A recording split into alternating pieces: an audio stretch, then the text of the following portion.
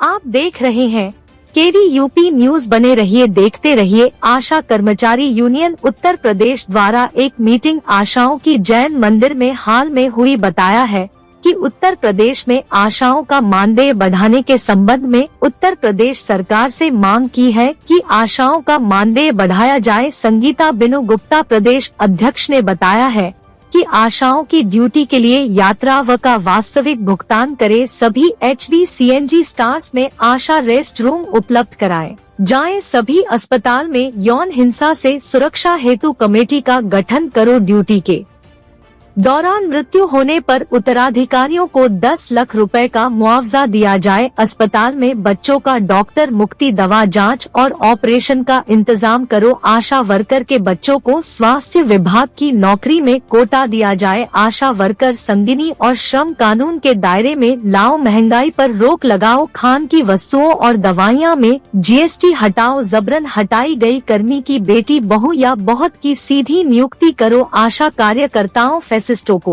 श्रम कानून को दायरे में शामिल करो। लिए आप यूनियन के सदस्य बने, संगठन को मजबूत करे। C2 कम्युनिस्ट नेता भूरी सिंह यादव भी मौजूद रहे। तो संगठन बनाना पड़ता है, उसके लिए प्रयास करने पड़ते हैं। और मैं ये चाहती हूँ कि भी आप लोग आज से यहाँ से ये प्रण लेके जाएं कि हम अपना कुछ बांटे। एरिया बांटने की 5 PHC 10 PHC पे मैं जाके ये बात बताऊंगी, 10 पे आप और उसके बाद एक आंदोलन करो। अपनी जो लोकल समस्या है उनके लिए आंदोलन करो। ऐसे कैसे कोई आपके ऊपर आपका परफॉर्मे का पैसा रख सकता है? कोई पैसा नहीं रख सकता, आपका एक भी रुपया नहीं काट सकता यदि आप सचेत हैं और यदि आप जो है निडर हैं और आप लड़ना जानते हैं तो आपका कोई एक भी पैसा नहीं काट सकता है। ठीक है, लेकिन ये होगा कैसे? देखो भाई, ये ऐसे तो होगा नहीं। हम ये मैं एक है ऊंची जाति, मैं नीची जाति, मैं हिंदू, ये मुसलमान, वो ईसाई, वो तो सिख है, वो तो ये है। और भाई मैं उसके साथ बात नहीं करूँगी, मैं इसके साथ बात नहीं करूँगी। ये इस तरह से काम नहीं चलता। क्या ऐसे संगठन बनेगा? 10 लाख आशा है हमारी पूरे देश के अंदर। 10 लाख में से हो सकता है 1 लाख आशा वर्कर मुस्लिम भी हों। ठीक है, 1 लाख आशा वर्कर ऐसी हों तो किसी की तरफ गुना मानती हूँ, ऐसी भी हो सकती है ना। कुछ ऐसी होंगी सिख होंगी, ठीक है, कुछ ऐसी होंगी ईसाई होंगी, कुछ और होंगी, फिर जातियाँ आ गई, कुछ स्वर्ण होंगी, कुछ अगड़ी होंगी। और सब ने यदि ये कह तो क्या लड़ाई संभव है? तो संगठन में जब हम आते हैं तो संगठन में आने के लिए तो ये जो कदमा हमने ले रखा ना जाति का, धर्म का, इस सब को उतार के संगठन में आना पड़ता है। संगठन में हम आ गए तो हम सब बराबर हैं, हम सब आशा वर्कर हैं। हमारा सबका एक जैसा शोषण हो रहा। आप फर्क तब तो कर सकते हो जब आपको ये पता हो ये मुस्लिम आशा वर्कर है, इसको तो देता नहीं होगी पैसे, इसकी तो तनख्वाह काट रखी है, मेरे को पूरे दिन एक साल यही तो काम करना पड़ेगा, नहीं करना पड़ेगा। तो इसीलिए संगठन में जब हम आते हैं ये मुश्किल काम कहना, ये बोलना तो आसान है लेकिन इसको व्यवहार में उतारना बहुत मुश्किल काम। लेकिन मुश्किल काम में से हम अपने संगठन में ये तय करना ये बहुत आसान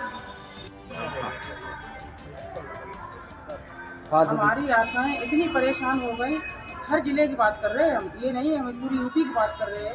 हमारी सारी बहनी CSC PSC पे इतनी परेशान है, बेचारे लोगों को बुरा हाल उनका हो रहा है क्योंकि हर महीने में जैसे काम कराया जा रहा है, प्रतिदिन हमको काम दिया जाता है। इसका आपने कोई विज्ञप्ति दी है DM साहब को या DM साहब को भी दी है, वहाँ लेकिन कोई सुनाई नहीं? कोई सुनाई नहीं। आगे आपका क्या करने का कार्य करने का यही है, अगर हमारी सरकार नहीं सुनेगी हमारा तो हम काम हड़ताल कलम बंद हड़ताल कर देंगे। और क्या करेंगे भाई? और क्या? 16 फरवरी को हमने पूरे देश में और जितना ही हम जैसे हमने ठीक है हमने धरना रखा या हमने अपनी मांग रखा तो बस तभी पैसा डाल लेते हैं। अगर सरकार नहीं सुनती है तो कहाँ तक जाएंगे आप लोग? हम लखनऊ तक जाएंगे, दिल्ली तक जाएंगे, बैठेंगे नहीं हम, क्योंकि ये केंद्र की योजना है, ये केंद्र की भी है, सरकार की। हम बैठने वाले नहीं हैं क्योंकि हम लोगों ने कसम खा ली है, हम लोगों ने कसम खा ली है कि हम जब तक 26,000 अपना पूरा मानदेय नहीं ले लेंगे तब तक हम बैठेंगे नहीं चुपचाप।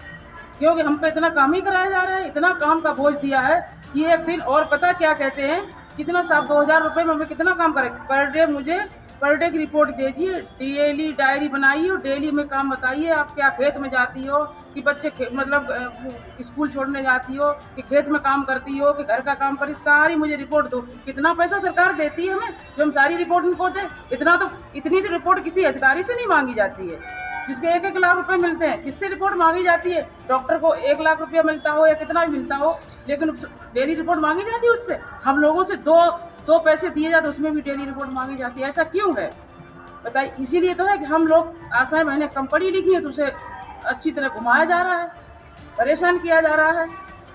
उसमें भी पैसा जो टाइम से भी नहीं मिलता है। बेचारे छोटे छोटे बच्चे छोड़ कर रात और दिन एक करे दे रही हैं। 2 महीने का, 3 महीने का, 10 दिन का बच्चा है, छोड़ कर रात 24 घंटे अस्पताल में गुजार देती हैं। नहीं जाओ तो उसका नौआसा कर देते हैं। क्या करें? तो इसलिए हम लोगों ने यहाँ पे अपना मीटिंग किया है और धरना भी तो रखेंगे। फिरोजाबाद में आशा तो काफ़ी है, लेकिन अभी तो यहाँ पे कम दिखाई दे रही है। इसका उद्देश्य क्या है? इसका उद्देश्य क्या है? वो उन्हें जब पता चलता है CSC PSC वालों को कि आज धरना है, तो उसी दिन वो आशाओं को कहीं टीकाकरण के लिए कर देते हैं, कहीं फील्ड में भेज देते हैं। तो ऐसे काम दे देते हैं जो बेचारी आशा मतलब मजबूर उनसे फील्ड में जाना पड़ता है। इसलिए अभी आप लोग कह रहे थे हड़ताल करेंगे, तो फिर भाई आपको कम मानदेय मिल रहा है तो इसमें तो हड़ताल रख लेनी चाहिए, फिर तो जाना नहीं चाहिए ऐसे। अभी हमारी बहनें डर रही हैं, उनको धमका दिया जाता है। जैसे कि अभी यहाँ पे आशा तो काफ़ी हैं, आप लोग कम बता रहे हैं, यहाँ पे आई नहीं है। तो जैसे कि आप जैसे काम के लिए हड़ताल कर रहे हो, तो भाई हड़ताल पे तो सबको इकट्ठा होना चाहिए ना। हड़ताल आखिरी है ना। पहले हम ज्ञापन देते हैं, CSC को देते हैं, PSC को देते हैं, फिर हम CMO को देते हैं, फिर वो भी नहीं सुनता तो DM को देते हैं, फिर मुख्यमंत्री को देते हैं, फिर प्रधानमंत्री को भेजते हैं, स्वास्थ्य मंत्री को भेजते हैं। तो ये प्रक्रिया लेकिन आप लोगों को कोई नहीं सुना। तो उद्देश्य रखिए क्या इसका कलर? इसका उद्देश्य है कि आशा जो वर्कर हैं उनको समय से मानदेय नहीं दे पा रही है राज्य सरकार, और जितना काम वो कर रही है उसका पैसा नहीं मिल रहा है उनको। और बहुत सारे काम सरकार ऐसे करा रही है जो जिसका उनको पैसा नहीं मिलता है। सिर्फ 8 गतिविधियों का पैसा मिलता है और 40 तरह के काम उनसे कराए जाते हैं। तो उनको पूरा मानदेय मिले, उनको समय से भुगतान हो जो कई महीने लंबित पड़ा रहता है, और उन्हें नियमित वेतन और पेंशन आदि अधिकार मिले। अच्छा, जो आशाएं काम कर रही हैं, तो आपके क्या सरकार से उद्देश्य है मांगने का? क्या उसका हम ये चाहते हैं कि हमें जो सरकार देती है हमें कि इस काम के तुम्हें 10 रुपये मिलेंगे, इसके 5 मिलेंगे, इसके 100 मिलेंगे, इसकी जगह पे प्रोत्साहन की जगह पे हमें निश्चित एक मानदेय दे दे 26,000। ठीक है। दूसरा हम ये चाहते हैं कि जो आशा रिटायर हो रही है कि 2005 में स्कीम आई थी, उनको ऐसे घर में बिठा देते हैं, तो कम से कम उन्हें पेंशन और फंड मिलना चाहिए। अभी सुप्रीम कोर्ट ने भी एक निर्णय लिया है कि जिसने 5 साल काम कर लिया है उसे ग्रेच्युटी मिलेगी। सरकार ने किसी को ग्रेच्युटी नहीं दी है। हमारा ये भी मानना है कि आशा के जो जिस एज में उनके भी बच्चे होते हैं उन्हें मैटरनिटी लीव नहीं है, उन्हें मैटरनिटी लीव मिले। उन्हें जो मीटिंगों में आती हैं, फील्ड में जाती हैं, उसका कोई ट्रैवल नहीं मिलता, यानी जो मानदेय मिलता है वो उनके ट्रैवल में खत्म हो जाता है, तो उनको ट्रैवल भी मिलना चाहिए। आशा अगर काम करने के दौरान, क्योंकि आशा फील्ड का काम करती है, कई बार मोटरसाइकिल से गिरती है, सड़क दुर्घटना की वो शिकार होती है, तो परिवार को कम से कम 10 लाख का मुआवजा मिले, और आशा की चिकित्सा की पूरी जिम्मेदारी सरकार की है। अच्छा दीदी, अपना नाम और मेरा नाम बीना गुप्ता, मैं प्रदेश अध्यक्ष हूँ आशा कर्मचारी यूनियन की, और ये कुसुमा है, ये हमारी यूनियन की। अच्छा दीदी, जो आज प्रोग्राम हो रहा है उसके बारे में आप क्या कहना चाहते हैं?